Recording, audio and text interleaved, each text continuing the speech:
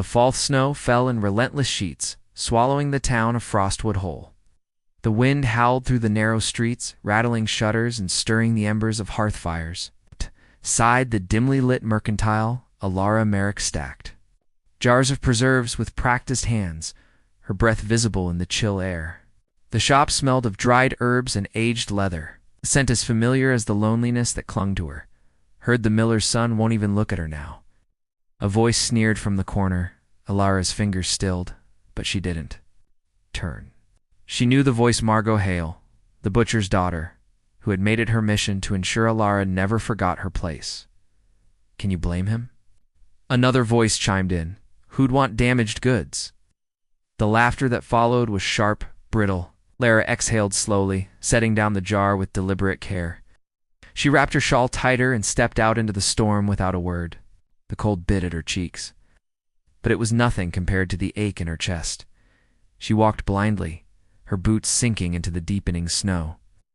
The forest loomed ahead, a tangle of shadows and silence. Maybe there she could breathe without the weight of their stares. Then a crack.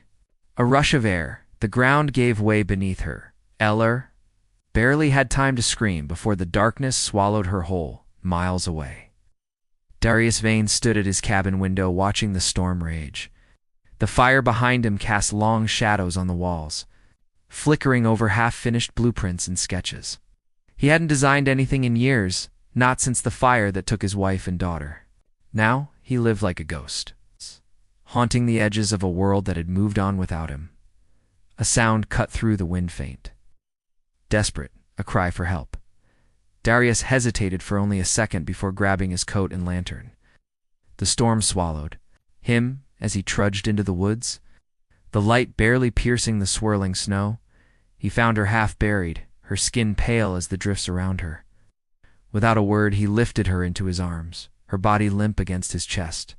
Hold on, he murmured. Though he wasn't sure she could hear him, the cabin was warm when they returned, the fire still burning bright. Darius laid her on the bed, stripping away her wet clothes and wrapping her in thick blankets. He brewed tea, trickling it between her lips until color returned to her cheeks. Hours passed. The storm raged on. When Alara finally stirred, her lashes fluttering open, the first thing she saw was him, Darius, sitting in a chair beside the bed, his dark eyes watching her with quiet intensity. You're safe, he said, his voice rough from disuse. She didn't answer. She didn't need to. Outside, the wind howled. Inside, something unspoken began to stir. The morning sun cut through the cabin's frost-laced windows, painting the wooden floors in pale gold. Alara woke to silence. The storm had passed, leaving only the faint creak of settling beams and the distant call of crows. She sat up slowly, the blankets pooling around her waist, and found Darius gone. His coat, however, remained draped over the chair beside the bed. She touched it. Still warm. A pot of tea steamed on the stove, a loaf of bread beside it. No note. No explanation. Just the quiet understanding that he had left these things for her. Alara dressed in her dried clothes, fingers trembling as she laced her boots. She had to go back. Back to the shop, back to her father's disapproving stare, back to the whispers that followed her like shadows. But when she stepped outside, Darius was there, harnessing a horse to a weathered sled. I'll take you, was all he said. Frostwood had not changed. The moment they passed through the town's gates, eyes turned toward them sharp, calculating. Alara kept her chin up, but her pulse hammered in her throat. Beside her, Darius was a silent pillar, his expression unreadable. The first voice to slice through the quiet belonged to Vera Thorne. The tailor's wife, her lips curled in a knowing smirk. Well, the lost lamb returns. Lara ignored her, walking faster. But whispers spread like wildfire. Spent the night with him. They say no decent woman would her father. Must be furious by the time she reached the mercantile. The rumors had already poisoned the air. Her father, Gregor Merrick, stood behind the counter, his face carved from stone. Alara. His voice was cold. We need to talk. The back room of the shop smelled of ink and dust. Gregor didn't sit. He didn't offer her tea. Simply folded his arms and said the words that shattered whatever fragile hope she'd carried home. You will marry him. Ilara's breath caught. Father, there's no choice now. His voice was final. Yeah, you think anyone will believe nothing happened? You think any respectable man will look at you after this? She wanted to argue, to scream. But the truth was a knife in her ribs. He was right. In Frostwood, reputation was everything. And hers was ruined. Darius was summoned that evening. He arrived in silence, his broad frame filling the doorway, his dark eyes flickering from Gregor to Ilara. Gregor didn't mince words. Will you marry her? Beat of silence. Darius's gaze settled on Ilara. She expected to see resentment there, pity even. But all she found was quiet resignation. If she agrees, he said slowly, I won't refuse.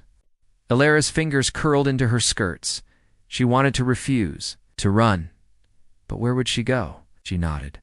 The wedding was a hollow affair. No flowers, no music. Only the droning voice of the priest and the weight of judgment from the few townsfolk. Who bothered to attend? Ilara wore a borrowed dress, the lace scratching her skin. Darius stood stiffly beside her in an old, ill-fitting suit. When the priest asked for his vows, his answer was a single word. Yes, Ilara's voice barely made. It passed her lips. I do. No one cheered. No one smiled as they walked out of the chapel. The whispers followed. Such a shame. He only married her out of guilt. She regretted. Darius didn't take her hand. He simply led the way back to the sled, back to the cabin that would now be. Her prison, the first week was agony. They moved around each other like ghosts, careful not to touch, not to speak unless necessary. Ilara cooked. Darius chopped wood. She mended clothes, repaired the roof. At night, they slept on opposite sides of the bed, the space between them a yawning chasm. But then a small shift. One evening, Ilara found a spool of thread and a needle, left on her sewing stool. No note, just a quiet offering. The next morning, she made his favorite stew. He didn't thank her. But that night, she woke shivering. She found an extra blanket draped over her, and for the first time, the silence. Between them didn't feel so heavy. The first true crack in the ice between them came on a morning when Ilara found an old letter tucked beneath her sewing box. The parchment was worn at the edges. The ink slightly faded, but the elegant handwriting was unmistakable.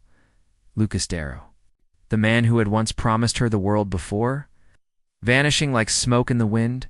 Her fingers trembled as she unfolded it. My dearest Ilara, by the time you read this, I will be gone. The situation is more complicated than I can explain, but know this: my feelings were real. One day I will return for you. Wait for me. A bitter laugh rose in her throat. She had waited. For months she had scanned every passing carriage, every crowded market square, hoping to catch a glimpse of him. But Lucas had never come back, and now she was married to another man. A floorboard creaked.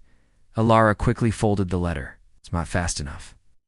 Darius stood in the doorway, his gaze dropping to the parchment in her hands. For a moment, she thought, he might ask, might demand to know what had upset her. Instead, he turned and walked away. That night, when Ilara went to bed, she found a small wooden bird on her pillow. It was crudely carved, the edges still rough. But there was care in its shape, the delicate curve of the wings, the tilt of the head, as if mid-dash song. No note, no explanation, but she understood. Darius had seen her pain, and this was his answer. She traced the bird's wings with her fingertip. Something warm unfurling in her chest. Winter loosened its grip on Frostwood. The snow melted into muddy rivulets, and the first brave shoots of green pushed through the thawing earth. Ilara ventured further from the cabin now, gathering early. Herbs and wild onions. Darius never told her not to go, but she noticed he always made sure she had a knife tucked into her belt. One afternoon, she knelt by a stream rinsing her gathered greens. A rustling in the underbrush made her freeze. 3 wolves stood at the tree line, their yellow eyes fixed on her. Her breath caught. She had heard the stories wolves grown bold from hunger, stalking lone travelers. Her fingers inched toward the knife, but she knew it wouldn't be enough. Then a gunshot cracked through the air. The wolves scattered as Darius emerged from the trees, his rifle still smoking. He didn't speak, just strode forward and hauled her to her feet, his grip bruising. For the first time since they'd met, she saw real fear in his eyes. "You don't go alone anymore," he said, voice rough. Elara nodded, her heart pounding. He didn't let go of her arm the entire walk back. That evening, the fire burned high, casting flickering shadows across the cabin walls. Darius sat at the table, cleaning his rifle with methodical strokes. Elara stirred the stew, the silence between them no longer empty, but charged. "Why did you save me?" The question slipped out before she could stop it. Darius stilled, looked up. For a long moment, she thought he wouldn't answer. No one else would have. The honesty of it struck her like a physical blow. Elara set down the spoon. "Lucas left me." She didn't know why she said it, only that the words had been festering inside her for too long. He promised to come back. He never did. Darius studied her for a long moment. Then, quietly, "My wife and daughter died in a fire. I was in the next town over. By the time I got back, ... He didn't finish. He didn't need to. Elara crossed the room and sat beside him, not touching, just close enough that their sleeves brushed. Outside, the first spring rain began to fall. The letter arrived on a morning drenched in golden light. Elara was in the garden, her fingers buried in the damp earth as she planted the first seeds of the season, when the crunch of boots on gravel made her look up. A rider she didn't recognize stood at the edge of the clearing, holding out a sealed envelope. "For the lady of the house," he said with the tip of his hat. The wax seal bore a familiar crest stag with a crescent moon. "Lucas," her stomach twisted. Darius appeared in the doorway, his sharp eyes flicking from the writer to the letter in Elara's dirt-streaked hands. Without a word, he turned and disappeared back inside. The letter burned against her palm. She waited until dusk to open it. "My Elara, forgive my long silence. The matters that pulled me away have finally been resolved. I've returned to Frostwood only to hear you've been forced into a marriage you never wanted. Meet me at the old mill tomorrow at noon. There's still time to set things right. Yours always." Lucas, the words blurred as her vision swam. A part of Hertha girl who had once dreamed of silk dresses and whispered, promises act to say yes. But the woman she was now hesitated. That night, as she lay beside Darius, the space between them felt wider than ever. The old mill stood at the edge of town, its great wheel long since stilled. Lada arrived early, her pulse fluttering like a trapped bird. Lucas waited beneath the willow tree, just as he had years ago. Time had been kind to him, his golden hair still bright, his smile still effortless. But when he reached for her hands, she stepped back. "You left," she said quietly. His smile faltered. "Had no choice." "My father, I had no choice either." The words tore from her throat, raw with a grief she hadn't realized she still carried. "Do you know what they called me after you vanished? Do you know what it's like to be pitied?" Lucas's face darkened. "You don't have to stay with him. I have money now, connections. We can leave tonight and go where?" She shook her head. "You don't love me, Lucas? You love the idea of saving me." A shadow crossed his face. For the first time, she saw the truth. He hadn't come back for her. He'd come back for the version of her that existed only in his memories. She turned away before he could reply. Darius wasn't at the cabin when she returned. Instead, she found a half-built wooden frame in the backyard, the beginnings of a greenhouse, if she wasn't mistaken. The careful, precise cuts of the beams could only be his work. Her throat tightened. He hadn't asked her to stay. He hadn't needed to. She was still standing there when he returned from the woods, his arms laden with fresh lumber. He froze when he saw her, his expression unreadable. "You knew," she said. Darius set the wood down slowly. "I knew he'd come back eventually. You didn't stop me from going." His jaw tightened. "Not my place." Something inside her cracked open. In 3 strides, she closed the distance between them, her hands fisting in his shirt. "He's stubborn." "Impossible, man," she whispered. "Make it your place."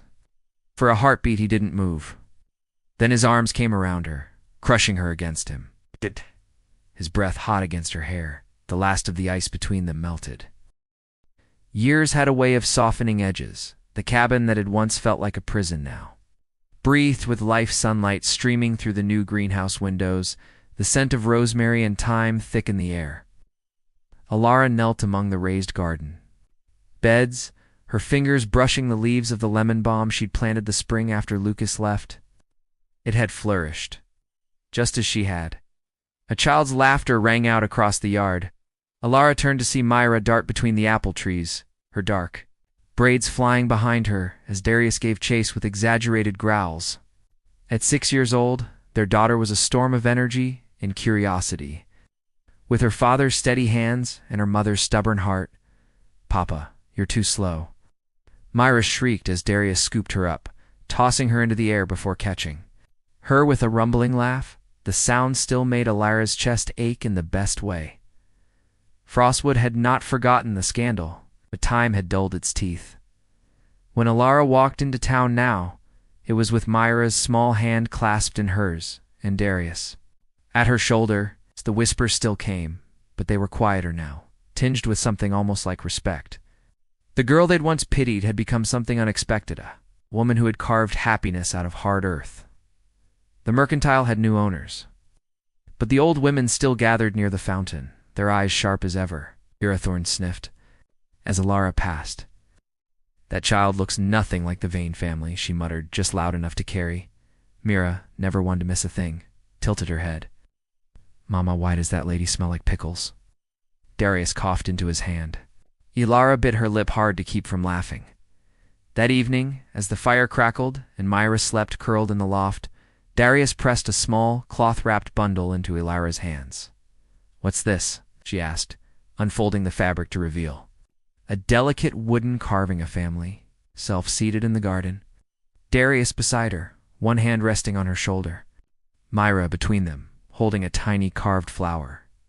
The detail took her breath away. "Our anniversary," said quietly. Alara traced the grooves in the wood, her throat tight. 10 years since that terrible winter. 10 years since he'd carried her out of the snow. She reached for him, her fingers threading through his.